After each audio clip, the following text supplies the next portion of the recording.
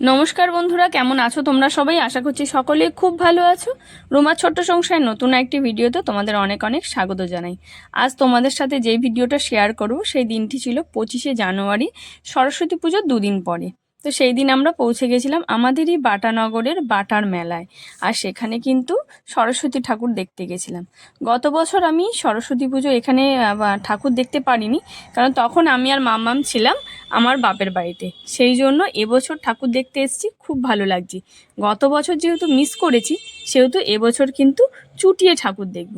তাই 25শে জানুয়ারিতে আমরা চলে এসেছি বিকেলবেলায়, মানে সন্ধ্যের আগে আগে এই যে পুজো মণ্ডপে। তো প্রথমেই আমরা যেই পুজো মণ্ডপে প্রবেশ করেছি, খুব সুন্দর একটা প্রতিমা দর্শন করলাম। আর মণ্ডপটা ছিল খুবই সুন্দর, দারুণ সুন্দর করেছিল, চারিদিকে আলোয় আলোময়। তবে এগুলো কিন্তু, এই যে আলোগুলো দেখতে পাচ্ছ, মাল্টি কালারের খুব সুন্দর আলো, প্রদীপের ডিজাইন। আর এগুলো কিন্তু প্রত্যেক কটাই তেলের ড্রামের ডিজাইন ছিল, মানে তেলের যে টিনগুলো হয় সেগুলো দিয়ে। খুব ভালো লাগছিল। চারিদিকে বই ছিল অনেক রকম, আর প্রচুর ভিড় হয়েছিল। এই যে প্রতিমা তোমাদের সামনে থেকে দর্শন করাই, খুব সুন্দর। আর বাইরের দিকটা দেখো, খুব সুন্দর ডিজাইন করা ছিল। বড় একটা কলসির ডিজাইন করা ছিল, যার ওপরে একটি কাক মুখে পাথর নিয়ে বসেছিল। আমার যতদূর দেখে মনে হচ্ছিল সেই কাকের যেই জল নেওয়ার বা জল খাওয়ার যেই আমরা গল্পটা শুনি, সেই রকমই ডিজাইনটা করেছিল। খুব ভালো লাগছিল। তো সেখান থেকে আমরা বেরিয়ে, পাশাপাশি প্রচুর ঠাকুর হয় আমাদের বাটার মাঠে, মানে স্টেডিয়ামের মাঠে। তো সেই জন্য প্রত্যেক কটা ঠাকুর আমরা দর্শন করছিলাম, আর খুব ভালো লাগছিল। আর সন্ধেবেলা হতে হতে যেন ভিড়টা আরও উপচে পড়ছিল। আমাদের বাটার মাঠে মেলা বসলে বা সরস্বতী পুজো হলে প্রচুর লোকজনের সমাগম হয়। তো আমাদের সারা বাটানগরের লোকজন আমরা সেখানেই যাই ঠাকুর দেখতে বা আনন্দ করতে, আর বাটার মেলায় প্রচুর কেনাকাটা করতে। তো সবার প্রথমেই আমরা ঠাকুর দর্শন করে নিয়েছিলাম। এই যে প্রত্যেক কটা প্যান্ডেলের ঠাকুর কিন্তু খুব সুন্দর হচ্ছিল। ছোট ছোট প্যান্ডেল হোক, কিন্তু প্রতিমাগুলো ছিল খুবই সুন্দর। আর সামনের কিন্তু সাজসজ্জাগুলো ছিল খুবই সুন্দর। প্রত্যেক কটাই কিন্তু প্রচুর লাইন হচ্ছিল, মানে প্রচুর ভিড় হচ্ছিল।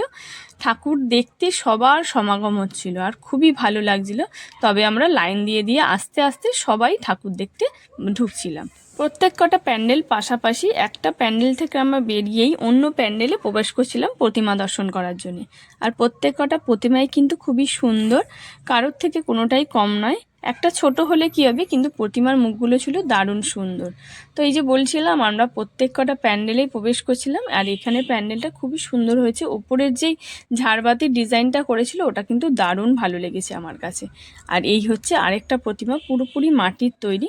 তো প্রতিমা দর্শন করে আমরা সামনের যে কটা প্রতিমা ছিল সেইগুলোই আমরা দর্শন করলাম। ওই দিকের মাঠের ওই দিকে কিন্তু আরও আছে, স্টেডিয়ামের পেছন দিকে, সেই দিকে আমরা যাইনি। তো সামনেই এবারে প্রচুর খাবার দাবারের দোকান, খেলনার দোকান, এই যে আইসক্রিম দেখতে পাচ্ছ, সবই বসেছিল। কিন্তু আমরা যেহেতু সন্ধে হয়ে গেছে, তাই আমি আর মাম্মামের বাবা একটু চা খেয়ে নিলাম, আর মাম্মাম খেলো এখান থেকে চিপস। তো প্রত্যেক বাড়ি কিন্তু আমরা মেলায় গিয়ে, মাম্মামের একটাই বায়না থাকে যে মোমো খাওয়ার। মাম্মাম মোমো খেতে খুবই ভালোবাসে। তো পাশে একটা মোমোর দোকান ছিল, একটা কেন বেশ অনেকগুলোই ছিল। তো আমরা একটা মোমোর দোকানে বসে মাম্মামকে একটু মোমো খাইয়ে নিলাম। এটা ছিল চিকেন মোমো। আর আমি খাই না, কারণ আমি বাড়ির বাইরে চিকেনটা, মানে মাংসটা একটু অ্যাভয়েড করি। ভেজ হলে হয়তো আমি খেতাম, কিন্তু চিকেন বলে আমি খাইনি, সেটা মাম্মামি খেয়েছে। তো এইবার চলো আমরা যাই এই যে মেলা ঘুরতে। আমাদের স্টেডিয়ামের মাঠে, নিউল্যান্ডের মাঠে যেখানে পুজো হচ্ছিল, তার উল্টো দিকের মাঠেই বসেছে যেখানে সার্কাস বসে, ওই মাঠে এবার বসেছে মেলা। কারণ এই দিকের মাঠে পুজো হচ্ছিল, সেই জন্য মেলাটা কিন্তু ওই পাশের মাঠে বসেছিল। তো সবার প্রথমেই আমরা চলে গেছিলাম পাঁশকুড়ার চপ খেতে। খুবই সুন্দর ছিল চপগুলো, ভালো খেতে। তা আমরা প্রথমে পাঁশকুড়ার চপ খেয়ে নিলাম। মেলায় এলে চপ, মুড়ি এইগুলোই তো খেতে ভালো লাগে। আর মেলায় এসে খাবো না, এটা তো হয় না। মেলায় এসে আমার সবার প্রথমেই একটু খাই খাই হয়। তো খাওয়া দাওয়া সেরে, মানে চপ খাওয়া দাওয়া সেরে, এবার আমরা মেলাগুলো ঘুরছি। এখানে ব্যাগের দোকান ছিল, প্রচুর ধরনের জিনিসপত্রের দোকান, গয়নার দোকান, মানে মেয়েদের সব রকমের জিনিসের দোকানপাট কিন্তু মেলায় বসে। তার সাথে সাথে এবারে বসেছিল বাঁশের জিনিসের দোকান। এখানে খুব সুন্দর একজন ভদ্রমহিলার মানে ভাই বলতে পারো, অল্প বয়স, তারা কিন্তু বসে খুব সুন্দর বাঁশ দিয়ে ফ্লাওয়ার ভাস তৈরি করছিল। আর এত সুন্দর ইউনিক পদ্ধতিতে তৈরি করছিল, আমরা বসে বসে অনেকক্ষণ দেখলাম, মানে বসে বসে বলতে দাঁড়িয়ে দাঁড়িয়ে দেখলাম। খুব ভালো লাগছিল দেখতে। এই যে খুব সুন্দর দেখো ইউনিক পদ্ধতিতে ফুল তৈরি করছে, এটা দেখতে বেশ ভালো লাগছিল।